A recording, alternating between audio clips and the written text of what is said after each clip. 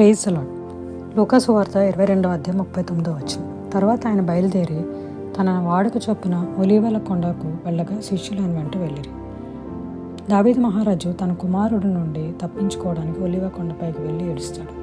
యేసే యెరూషలేములో పరిచర్య చేసినప్పుడు ఆ పరిచర్య అంతా అయిపోయినాక ఒలీవ కొండపైన ప్రార్థన చేసేవారు. ఆయన పట్టబడే ముందు కూడా ఒలీవ కొండపైకి వెళ్ళి ప్రార్థన చేశారు.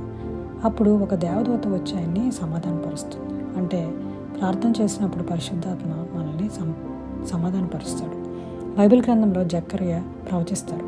యేసే రెండో రాకడ సమయంలో ఆయన ఒలీవ కొండపైన దిగి అప్పుడు ఆ కొండ 2 భాగాలు విభజిస్తుంది అని. ఒలీవ కొండ మీద సమాధుల ప్రదేశం ఉంటుంది. యూదుల నమ్మకం ఏంటి అంటే మృతులైన వారంతా ఆ కొండ మీద నుండి తిరిగి లేగుస్తారు అని.